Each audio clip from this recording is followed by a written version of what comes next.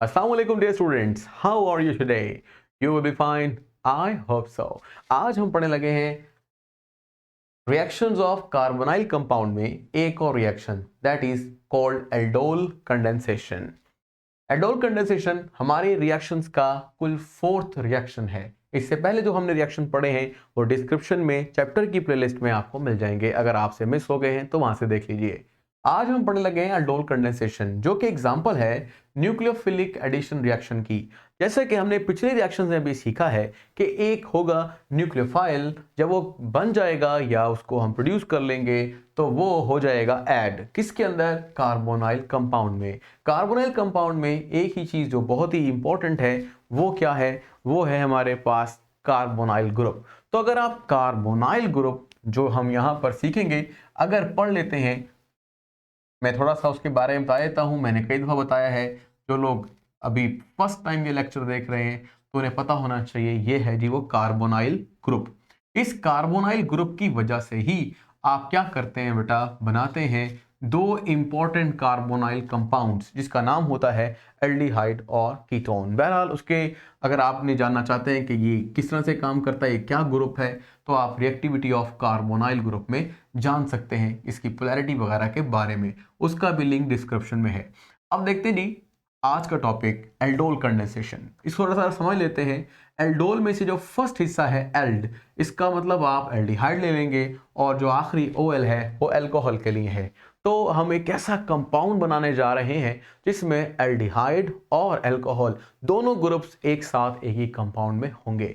बाकी कंडेंसेशन यहां लिखा है। कंडेंसेशन से मुराद हमारी बुक लेती है कि अगर दो डिफरेंट और आइडेंटिकल कंपाउंड्स आपस में मिल जाएं और इसके मिलने पर हो सकता है कि small molecule like the ammonia and carbon dioxide वगैरह या वाटर रिलीज हो या फिर ना भी हो, लेकिन दो ग्रुप्स का या दो बड़े कंपाउंड्स का मिल जाना इसको कंडेंसेशन बना रहा है। बहरहाल आपने जो फोकस करना है वो एल्डोल पे करना है। देखिए इसमें चंद एक बातें बड़ी एहतियात से हैं।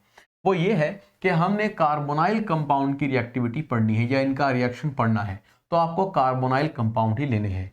सपोज कीजिए मैं एक कंपाउंड ले रहा हूं जिसका नाम है COO CH3 और H, समझ गए होंगे, इसका नाम है एसिड एल्डिहाइड। अब आपको यहां पर जो मजे की बात बतानी है वो ये है कि यहां दो आइडेंटिकल ग्रुप होंगे, यानी जो हमारी बुक में और ज्यादातर जो आप पढ़ोगे एल्डोल कंडेंसेशन के अंदर रिएक्शन, उसमें आइडेंटिकल एल्डिहाइड या आइडेंटिकल कीटोन्स हो सकते हैं। मैं कुछ एग्जांपल देके समझाता हूं और आपको अभी पता लग जाएगा।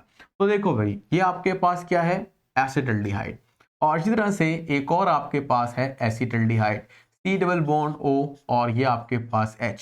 जरा गौर से देखिएगा, मैं इस CH3 को यहां पर CH3 लिखने की बजाय कुछ यूं करके लिख रहा हूं CH2H। है वही CH3CHO, CH3CHO, लेकिन अलग करके लिखा है ताकि आपको कुछ समझाना, मतलब समझना आसान हो जाए और समझाना भी आसान हो जाए। वो क्यों? वो ये कि एक बात आपने दिमाग में रखनी है कि जो फंक्शनल ग्रुप है CHO एल्डिहाइड, उसके साथ अटैच्ड या कार्बोनाइल कंपाउंड ले लें, कार्बोनाइल ग्रुप ले लें, इसके साथ वाले कार्बन को बोलते हैं अल्फा कार्बन। और अल्फा कार्बन से अटैच जैसे कि 3 हाइड्रोजन हैं, 2 ये और एक ये, तीनों हाइड्रोजन को अल्फा हाइड्रोजन बोलते हैं। तो एक्चुअली मैंने एक अल्फा हाइड्रोजन अलग करके लिखा है, यहाँ पे भी अल्फा हाइड्रोजन है, लेकिन आपको कुछ समझाना है इसलिए जरा उसको लिखने का तरीका ऐसे रखा गया है। मैकेनिज्म में आपको समझ में आ जाएगी क्यों। तो फिलहाल फिलहाल ये भी एसिटाल्डिहाइड है, ये भी एसिटाल्डिहाइड है, और जो आपको दिमाग में बात रखनी है वो ये है कि इनके पास अल्फा हाइड्रोजन मौजूद है। अब यही शर्त भी है कि अगर आपने एल्डोल कंडेंसेशन करनी है तो आपके पास अल्फा हाइड्रोजन का होना इंतहाई ज़रूरी है, क्योंकि यही वो हाइड्रोजन होगा जो आगे रिएक्शन की वजह बनेगा। कैसे, उसको हम देखते हैं। देखो भाई, अभी मैकेनिज्म में ज़्यादा क्लियर हो जाएगा, लेकिन इस रिएक्शन में जो मैं सिंपल रिएक्शंस लिख रहा हूँ यहाँ आपको समझ में आएगा कि बेसिकली हम करना क्या चाह रहे हैं।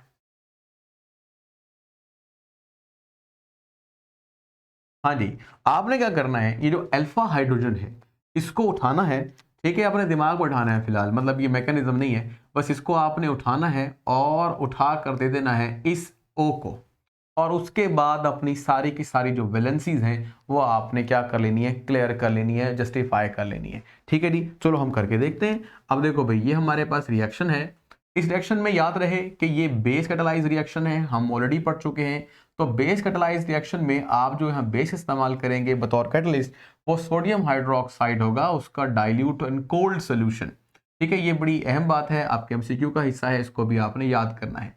बाकी जो एल्डोल कंडेंसेशन है ये एक लॉन्ग क्वेश्चन है, इसलिए इसको भी अलहदा से लिख लिख कर याद करना है और मुश्किल भी नहीं है।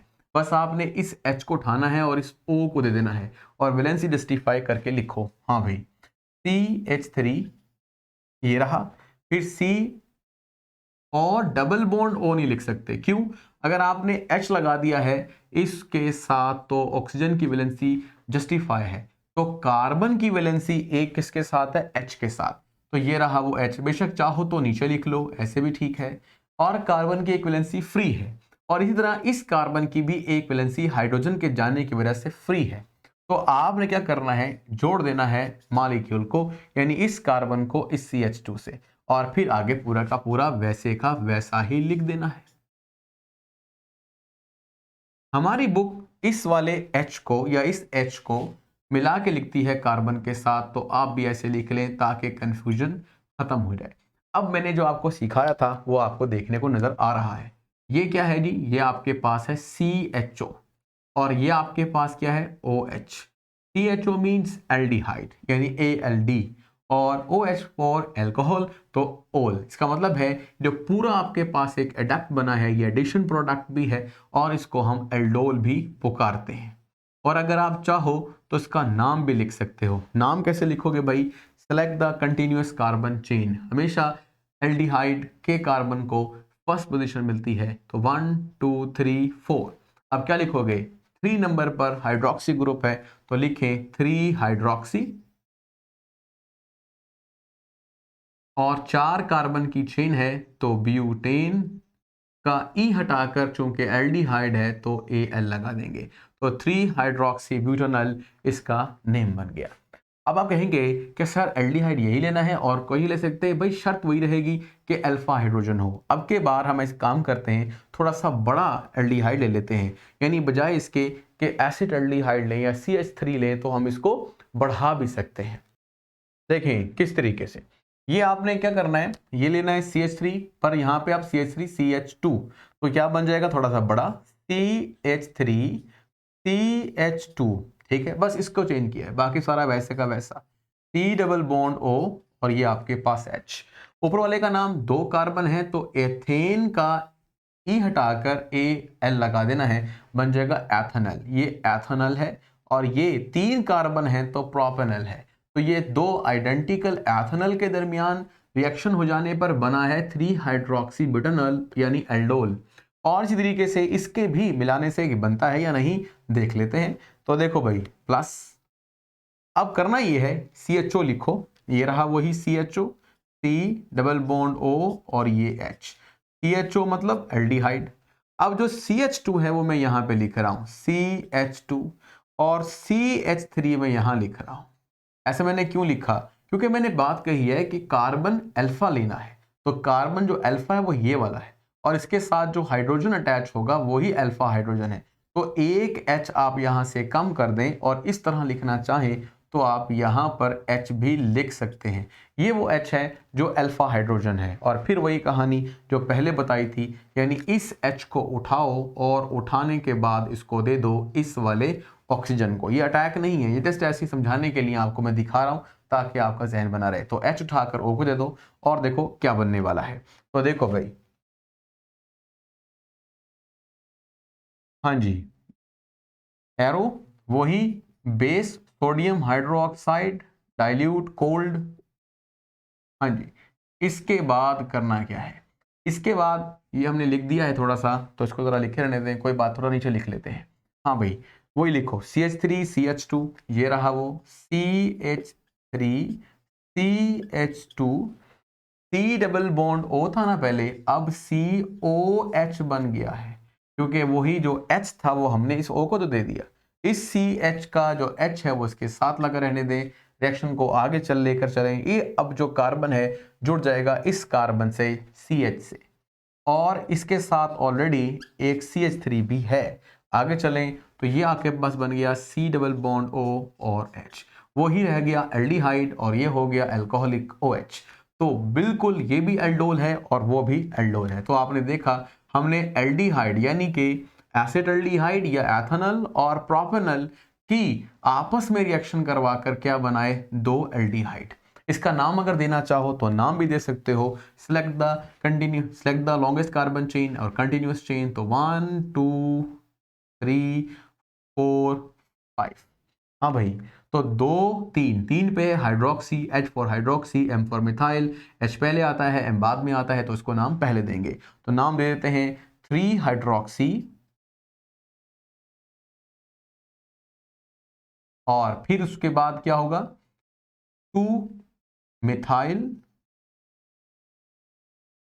और 5 कार्बन की चेन है तो पेंटेन का E हटाकर Al लगा देना है। तो 3 हाइड्रोक्सी 2 मिथाइल पेंटेनॉल इसका नेम बन गया।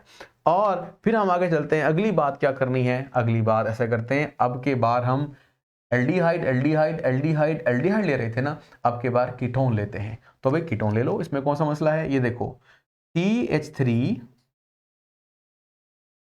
C डबल बॉन्ड O यानी वो ही कार्बोनाइल ग्रुप, और फिर यहां पर भी CH3। ये है जी हमारे पास कार्बन और इससे जुड़े दोनों कार्बन अल्फा हैं।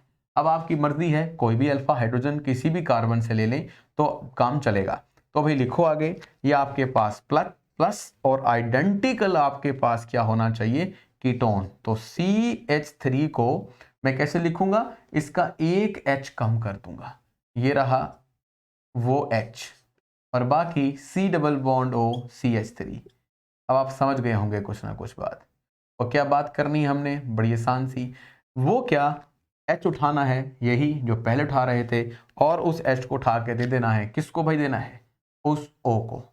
दो, देखो क्या बनता है CH3, ये रहा C डबल बॉन्ड O था ना, अब बन जाएगा COH। अब इस कार्बन को एक्चुअली इसकी वैलेंसी ये कम हो गई है, उसको जोड़ना है इस कार्बन से, तो इस CH3 को दरमियान से हटाकर नीचे लगा लें। तो ये आपके पास नीचे आ गया CH3। अब जोड़ दें इसको CH2 C double bond O और CH3। तो ये असल में एक स्पेशल एग्जांपल है, इसमें दो कीटोन्स हमने आपस में जोड़ी हैं, और वो भी किस तरीके से, कंडेंसेशन करके। और इसको भी आप नाम दे सकते हैं, ये भी इतना मुश्किल नहीं है। जैसा कि अगर आप इसको नाम दे देंगे तो इसमें अच्छा एक बात ख्याल रखिएगा कि इसमें एल्डिहाइड ग्रुप नहीं है, लेकिन एल्डिहाइड की तरह कार्बोनाइल ग्रुप जो है या कार्बोनाइल कंपाउंड ये जरूर है। तो इसलिए उस वाली बिहेवियर में जैसे कि एल्डोल पढ़ रहे थे, आप इसको पैरेलल रख सकते हैं। तो इसलिए आखिर में जब नाम देंगे तो AL यानी एल्डिहाइड नहीं आएगा, बल्कि कीटोन जैसा आएगा। कीटोन के आखिर में आता है ONE, तो इसके भी आखिर में आता है ONE। लोग भी नाम दे देते हैं इसको, select the longest continuous carbon chain 1 2, जहां से कार्बोनाइल ग्रुप करीब पड़ता है कीटोन्स के अंदर, वहां से गिनती स्टार्ट करते हैं। और OH भी नंबर 2 पे पड़ रहा था, ये भी 2 पर, लेकिन इसको प्रेफरेंस है, दैट्स वाई 1 2 3 4 5। ठीक है जी, आपने अब क्या नाम देना है भाई, नाम देना है 4 पर लगा है हाइड्रोक्सी ग्रुप, तो लिखेंगे 4 हाइड्रोक्सी। 2 यानी 4 पर ही दूसरा सब्स्टिट्यूएंट भी लगा हुआ है मिथाइल, तो लगाएंगे 2 मिथाइल, और फिर 5 कार्बन की चेन है, लेकिन दूसरे नंबर पर है 5 कार्बन की चेन में, यानी पेंटेन का E हटाकर, क्योंकि कीटोन है तो कीटोन का आखिर में होता है ONE। तो ये है जिसका नाम 4 हाइड्रोक्सी 2 मिथाइल 2 पेंटेनॉन। ये आपके पास MCQs भी हैं कि आप MCQs यानी ये कंपाउंड जो हैं वो कैसे बना सकते हैं एल्डोल कंडेंसेशन से। तो पता होना चाहिए आपको कौन कौन से रिएक्टेंट्स आपने मिलाए। ये क्या है जी, एथेनॉल एथेनॉल, प्रोपेनॉल, प्रोपेनॉल, ये एसीटोन या डाइमिथाइल कीटोन, और ये भी डाइमिथाइल कीटोन। अच्छा, अगर सोचो हम एक एल्डिहाइड ले लें, सपोज कीजिए ये हमारे पास एक एल्डिहाइड है, C double bond O H और H, क्या ये रिएक्शन देगा एल्डोल कंडेंसेशन का? शर्त वो है कि अल्फा हाइड्रोजन का होना जरूरी है, इसके पास ये हाइड्रोजन मैसर नहीं है, क्योंकि जो कार्बन ये कार्बोनाइल का है इसके साथ कोई दूसरा कार्बन अटैच है ही नहीं, तो वो अल्फा ना कार्बन है तो और ना ही अल्फा हाइड्रोजन, तो दैट्स वाई हम कह सकते हैं कि ये नहीं देते एल्डोल कंडेंसेशन रिएक्शन। फिर क्या रिएक्शन नहीं देते? रिएक्शन देते हैं ये वाले, लेकिन उसके लिए एक और रिएक्शन पढ़ना पड़ेगा, दैट इज कैनिज़ोरोस रिएक्शन, और वो हम पढ़ेंगे। लेकिन अब इस रिएक्शन का एक मैकेनिज्म हो जाए कि भाई ये रिएक्शन मैंने कई तरह से किए हैं और मैकेनिज्म क्या है वो हम देख लेते हैं। बाकी आपके पास बुक के अंदर यहाँ पर सोडियम हाइड्रोक्साइड यूज हुआ है, यहाँ बेरियम हाइड्रोक्साइड यूज हुआ है, तो आप बेरियम हाइड्रोक्साइड भी लिख सकते हैं, लेकिन बात वही है कि बेस है सारी। हाँ भाई, अब आते हैं मैकेनिज्म पर कि मैकेनिज्म कैसे होगा।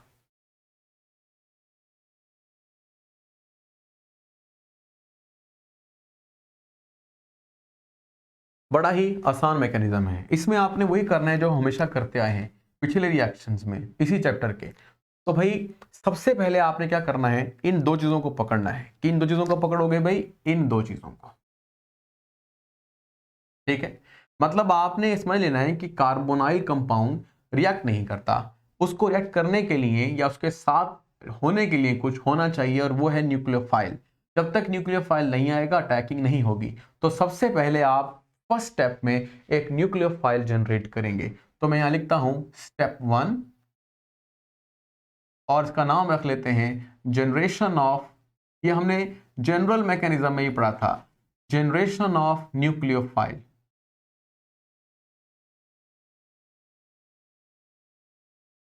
तो भाई किस तरह से होगी ये जनरेशन ऑफ द न्यूक्लियोफाइल?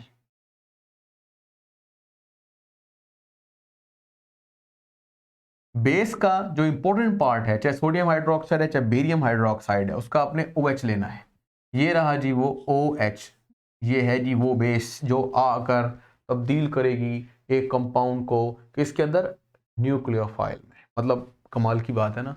तो न्यूक्लियोफाइल कैसे करेगी? देखो भाई, OH नेगेटिव, और ये रहा, इन दोनों में से कोई एक, कोई भी एक हो सकता है, कोई इशू नहीं है। ये एक्चुअली एक ही कंपाउंड है, पर उसके हम दो मॉलिक्यूल कंसीडर कर रहे हैं, ठीक है। ये नहीं कि एक आपने कंपाउंड लिया दूसरा भी फिर उसी दूसरी टेस्ट ट्यूब में लिया, नहीं, एक ही टेस्ट ट्यूब में है, पर दो मॉलिक्यूल का एक रिएक्शन को कंप्लीट करने के लिए होना जरूरी है। तो एक मॉलिक्यूल क्या करेगा उसकी कहानी सुनो भाई पहले, जिसके पास अल्फा हाइड्रोजन है या जिसका अल्फा हाइड्रोजन आपने यूज करना है। तो देखो भाई, ये रहा वही H, ये रहा CH2 यानी CH3 बन गया, ये रहा CH3 CHO।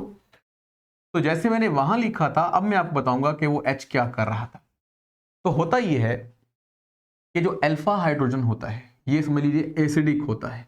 अब होगा ये कि ये जो बेस है ये अटैक करेगा इस हाइड्रोजन पर, और हाइड्रोजन ये वाला अपना इलेक्ट्रॉन जो इस बॉन्ड में हिस्सा ले रहा है उसको शिफ्ट कर देगा कार्बन पर। इस तरह से कार्बन पर चार्ज आ जाएगा नेगेटिव, तो वो हम नेगेटिव चार्ज लगाते हैं।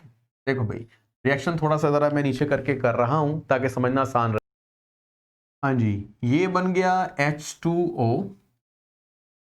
मैं ज़रा इस वाले H को डिफ्रेंशिएट कर रहा हूं जो कि अल्फा हाइड्रोजन है, और वो ये रहा H, और इसके साथ क्या है वो बेस का OH। इसको बुक ने लिखा है H2O, तो आप भी H2O लिख सकते हैं, प्लस जो बाकी हिस्सा है वो लिखो, ये CH2 ये रहा, और इस CH2 के साथ क्या है C डबल बॉन्ड OH यानी एल्डिहाइड। अब गौर से देखें, यहां पर जो चार्ज आया है वो क्या है? नेगेटिव। इसको बोलते हैं कार्ब, यानी कार्बन पर एन आयन, नेगेटिव चार्ज। तो इस जो आपके पास क्या कहते हैं हेडिंग है, इस हेडिंग को भी लिख सकते हैं जनरेशन ऑफ कार्ब एनाइन, कोई मुश्किल बात नहीं थी। अच्छा जी, फिर इसके बाद आगे चलो। हाँ जी, क्या करेंगे अब ये जी कार्बेनाइन भी है, ये एक न्यूक्लियोफाइल भी है, तो आपके इस रिएक्शन ने न्यूक्लियोफाइल जनरेट किया। अब जो न्यूक्लियोफाइल बन गया यहां पर, वो अटैक करेगा आकर किस पर? दूसरे एल्डिहाइड पर। दूसरा एल्डिहाइड लिखो CH3 C double bond O, या तो यूं लिख लीजिए, ये भी ठीक है, CH3H एल्डिहाइड। और ये आपके पास क्या है बेटा, पार्शल नेगेटिव और ये पार्शल पॉजिटिव, ठीक है। और प्लस वो जो बनाया है ऐसा, यानी अटैक करने वाला फौजी, उसे ले आते हैं भाई। ये देखेंगे CH2 negative C double bond OH।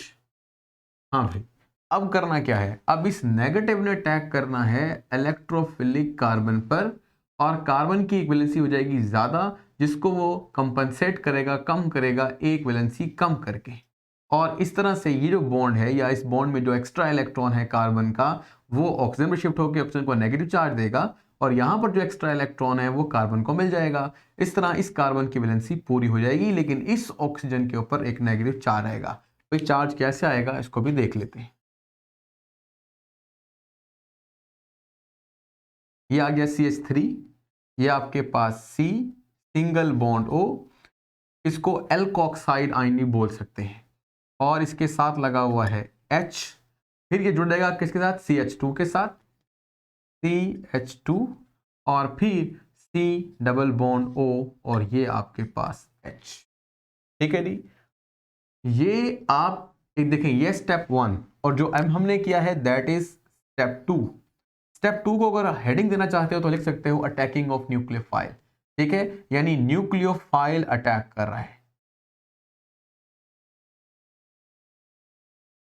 और या फिर लिख सकते हो अटैकिंग ऑफ कार्ब एन आइन, तो ये भी हो जाएगा कंप्लीट। अब है जी स्टेप 3। अब स्टेप 3 में क्या होगा, स्टेप 3 में वो जो बेस थी ना शुरुआत करवाने वाली, यानी ये वाली, इसको दोबारा से बनाना है। इसे हम कहते हैं जनरेशन या रीजनरेशन ऑफ बेस। तो फिलहाल रीजनरेशन ऑफ बेस भी लिख सकते हैं, और ये भी लिख सकते हैं कि किस तरह से एक प्रोटॉन रिएक्ट करता है। प्रोटॉन कैसे रिएक्ट करता है या वाटर कैसे रिएक्ट करता है, वो भी आप यहां पर देख लेंगे। तो बहरहाल मैं इसको लिख रहा हूं जनरेशन ऑफ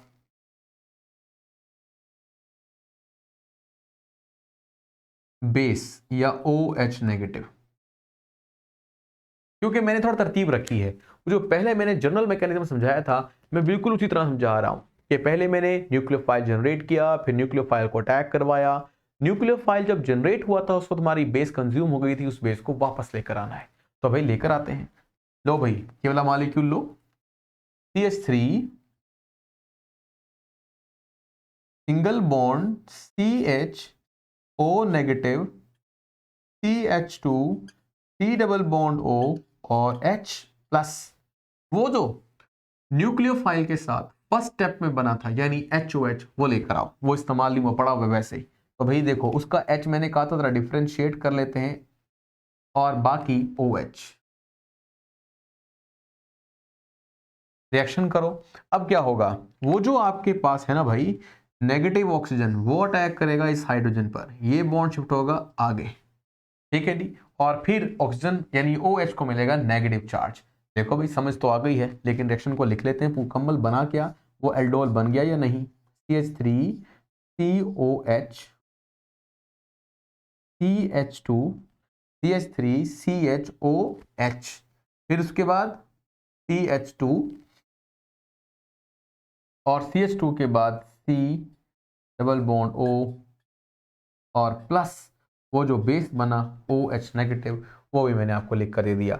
अब ये बेस फिर क्या करेगा भाई, ये फिर तैयार हो गया है ताकि ये अटैक कर सके एक और एल्डिहाइड पर इस तरीके से, और फिर दोबारा रिएक्शन चलता रहे चलता रहे चलता रहे, जब तक कि सारे एल्डिहाइड जो एक टेस्ट ट्यूब में मौजूद हैं, चाहे लाखों ही क्यों नहीं है, सब रिएक्ट करते जाएं। तो बहरहाल ये आपके पास वही एल्डोल है जो किससे, एक एथेनॉल, ये रहा, यानी 2 कार्बन है, तो लिखो इथेन। इथेन का हटा दो क्या, E, और लगा दो Al, एथेनॉल। 2 एथेनॉल से मिलकर बना है, इसका नाम हम पहले भी लिख चुके हैं, क्या,